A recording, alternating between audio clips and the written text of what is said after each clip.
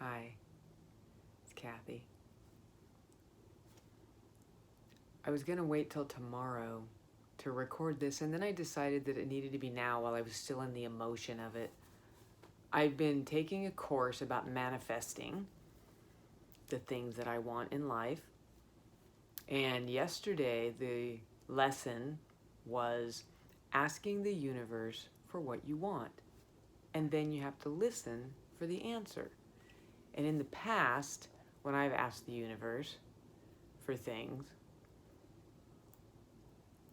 I always expected an answer immediately and loudly and in my ears, a voice, like a really obvious response.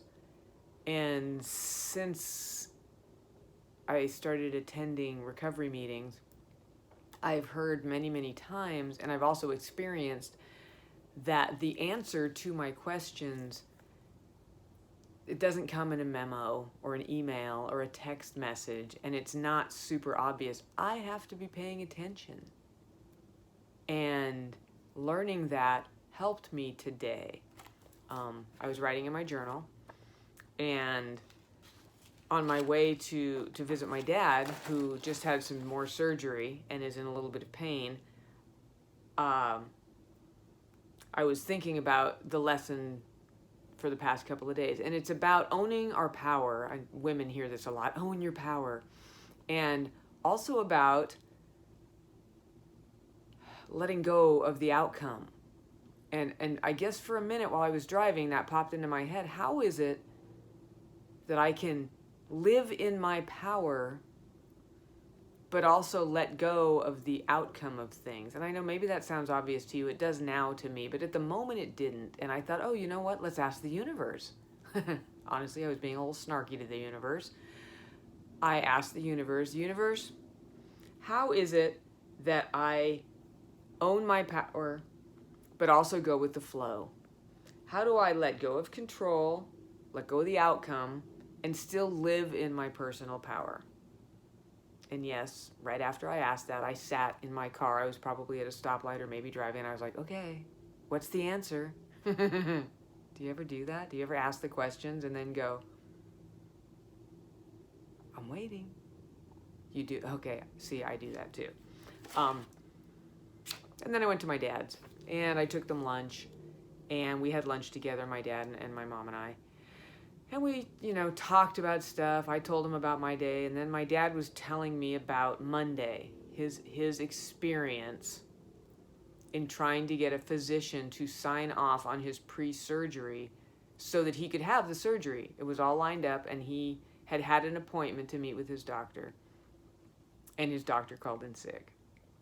And my dad's surgery was Tuesday, and my dad took a deep breath and did the things he needed to do. So fast forward 7.5 hours later, based on the timeline he was telling me, and that could be a little skewed, so Dad, if you're watching this, maybe I haven't got it exactly right. But a great deal of time later, he was in a waiting room and had been in there about half an hour.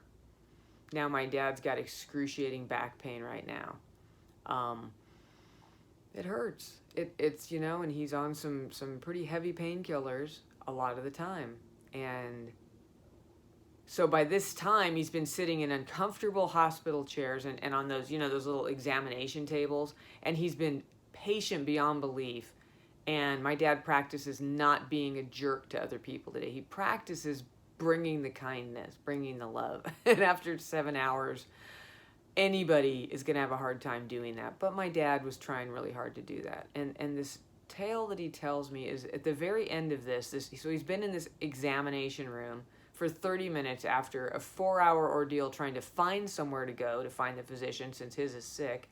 And then an hour and a half of waiting in the lobby because what they told him over the phone was incorrect. And now he's sitting in this in this hospital room. Have you ever been there where they put you in the room, the exam room, and they're like, the doctor will be right with you, and you're there for 30 to 45 minutes? Yeah, so was my dad. And he opened the door and he looked out in the hall and he grabbed the first person and he said, please. And I could see my dad get really emotional. Please, I just need 5 minutes. I was told on the phone before I came here 5 minutes. If you could just, I'm in a lot of pain right now. I just need to go home and rest, and this will take, can you just grab the doctor? And the guy said, I can't help you. I'm sorry, there's 20 people ahead of you, sir. I can't help you. And my dad said, can you find a little compassion in your heart and find a doctor to give me a help so I can go home? I've been 8:30 this morning. I had this appointment, and it's like 3 in the afternoon now, and I still don't have this answer, and I'm done. And the guy said again, sir, I'm very sorry, but you have to wait your turn. And my dad sighed. My dad shut the door, and my dad went in the room, and my dad relayed to me that he had two choices, and one of them was fall to the floor and just sob and cry and give up and have a pity party. We've been there, right? You guys have had pity parties. I've had them. I have a rule about pity parties now. I'm allowed to have them. 20 minutes, cut off, set alarm, and then suck it up and move on. Get into the business of solution. So my dad said, well, I could have had a pity party, or I could have let it go. And so what my dad chose to do, and this is what I heard, okay, so I asked the universe earlier about how do I live in my personal power and also let go of the outcome, also go with the flow. This is what my dad did, and I wrote this down because I don't want to forget it. My dad said, and this was the universe talking to me, I chose being present, and I began to focus on my breath. Breath in, breath out. Breath in, breath out. And he does this. And every time I took a breath in and breath out, my focus got narrower and narrower and narrower until it was just me and my breath. I did this until it was just me and my breath. There was still pain in me, but it was kind of in the background. The doctor would come and I'd just have to wait. So I was entirely present with my breath, and everything was okay as it was. It didn't matter all of a sudden how long it took that doctor. I had peace. My dad used his personal power, and he let go of the outcome. He just stayed present, entirely present. It was so, because as he was saying that, I could hear the universe kind of giggling like, I hope you're paying attention, because here it is, here it's coming. And I realized basically he applied practically the application of the Serenity Prayer. The Serenity Prayer, as you know, is God grant me the serenity to accept the things I cannot change, courage to change the things I can, and the wisdom to know the difference. And my dad's serenity came when he realized he couldn't control when someone was going to show up. So he went to the courage to change the thing he could. He changed his focus. He came to the present moment, focusing on his breath and letting everything else fall away. He let go. And the wisdom was him choosing to change what he could instead of trying to change what he couldn't.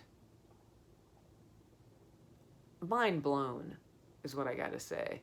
You know, when I get a lesson in recovery, outside of recovery, and I'm aware enough to get it, and then the fact that the universe was showing off by saying, okay, there was your answer in case you were wondering. You can own your power, and you can still let go of the outcome. I don't have to go to Hoag Hospital and try and find all the people who did not help my dad. I get to be grateful that my dad knew what to do. And granted, it's a long time coming. My dad's done a lot of work in the last, I don't know, he's 76, it was 38, 39. So we'll go to 40 because I can do math better. So 36 years. 36 years he's been working on himself. I want to be there someday at that spot where instead of throwing a big hissy fit, pride and ego, I just want to be like, I guess this is where we're at right now. So I think it's really important to share that with you. serenity prayer used by somebody not in program, who controlled what he could and let go of what he couldn't. I was super proud and a little emotional. And I just needed to share that with y'all. I hope you have a great day, and that maybe you get something out of this. All right. Thanks for letting me share.